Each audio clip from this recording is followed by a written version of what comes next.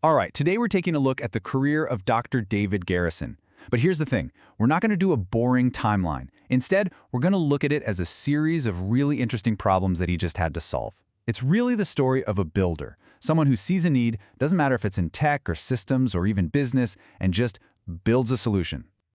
And this quote right here from Garrison himself, it pretty much says it all. He sees himself as a problem solver, no matter what kind of problem it is. And that idea, that's going to be the thread that connects everything we talk about today, all the different parts of his career. Okay, so let's kick things off with his first really big challenge, building an entire academic program from absolutely nothing. So you got to put yourself in his shoes back in 2002. He shows up at the University of Houston Clear Lake. And this is the massive question staring him in the face. We're not talking about tweaking an existing program here. No, this was about creating one out of thin air, in a place that desperately needed it but had zero foundation to start from. Literally zero. So here's the puzzle, right? On one hand, you've got the university sitting right next to NASA's Johnson Space Center. I mean, talk about a built-in demand for top-tier physics education. But the big problem, the real obstacle, was that the university was only an upper-level institution that didn't have the basic freshman-level courses you absolutely need to build a physics degree on top of. So, how did he tackle this? Well, he had this really smart four-step game plan. First, he went straight to the source, partnering with NASA to figure out exactly what they needed. Smart. That info shapes the entire curriculum. Then came the hard part, navigating all the internal university red tape to get it approved. And he did it. After that, he was out there himself, recruiting the very first students. I mean, think about it. He was the founder, the product manager, and the head of sales all rolled into one. And you know, this wasn't some quick fix. This was a long game, a strategy that played out over more than a decade. And look at how he sequenced it. It's brilliant. He started in 2002 with a master's program aimed right at the professionals in the area who already had their bachelor's. Once that was solid, he launched the bachelor's program in 2008. By 2015, he built a whole ecosystem from the ground up. And as the program grew, so did the team. It's pretty amazing when you think about it. In 2002, it was just him, one guy. By 2015, when he stepped down his chair, he'd built a department of 6 people. That's a huge deal. It's the difference between being a one-man show and building something that's truly going to last. So, was all that work worth it? You bet it was. The proof is in the pudding, right? The American Institute of Physics ranked the program he built, get this, 7th. 7th in the entire country for producing master's-level grads.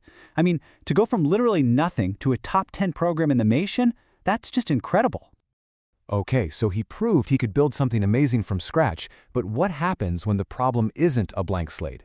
What happens when the problem is fixing what's already broken inside the system? That's where we're going next. And let me tell you, this next problem was a doozy. Picture this.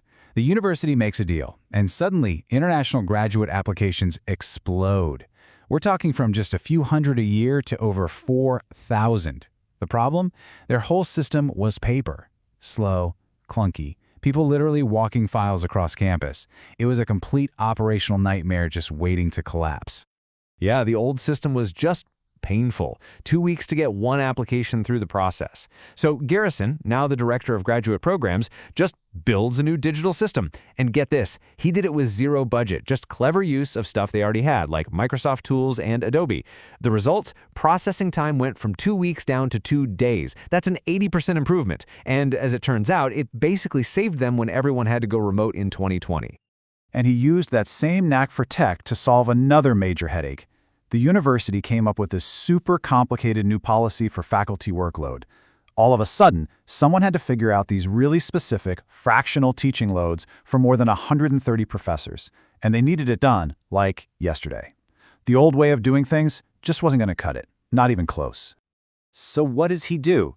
He builds a custom tool, a calculator, and this thing was a game changer. It took them from basically guessing for a handful of people to having exact numbers for everybody. This was huge. It made things fair, it let them hit their deadlines, but it also did something more. It created a foundation of data they could use for financial planning down the road.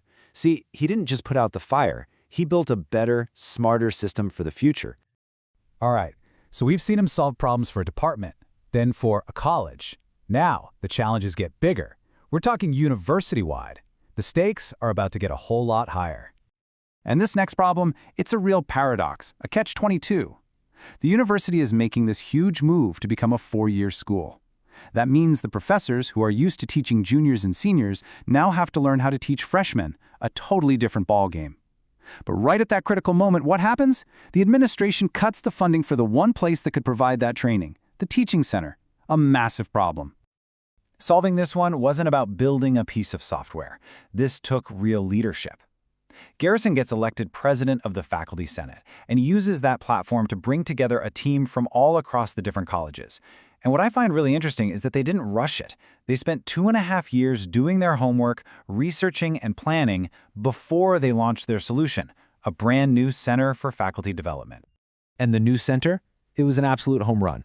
They got it fully funded, got a prime spot right on campus, and it became a real point of pride for the entire university. It didn't just solve the crisis, it created something valuable that would serve the faculty for years to come. So we've seen him be a builder inside the world of academia. But the big question is, does that same problem-solving gene work out in the rough-and-tumble world of business? Let's find out. Yeah, when you look at his whole career, it's clear it wasn't just about the university. A huge chunk of his time and energy went into being an entrepreneur, getting his hands dirty. He applied that same builder's mindset to start a SaaS tech company and, more recently, a medical spa. And you just have to look at the numbers from the medical spa to see how it went. We're talking securing over $800,000 in financing, growing the business to over $400,000 a year in revenue, and making the whole operation 20% more efficient. It's just undeniable proof that being a builder, knowing how to create systems and make things grow, those skills work anywhere. Which really brings us right back to where we started with another quote from the man himself. This is the theme that ties it all together, right? It didn't matter if the problem was building a physics program or fixing a clunky old system or launching a business from scratch. The one constant, the thing that drove him, was that passion for solving tough problems and looking for what's next. So, when you step back and look at a career like this, one that's not really defined by job titles, but by the problems that were solved along the way, in education, in systems, in business, it leaves you with one really interesting question, doesn't it?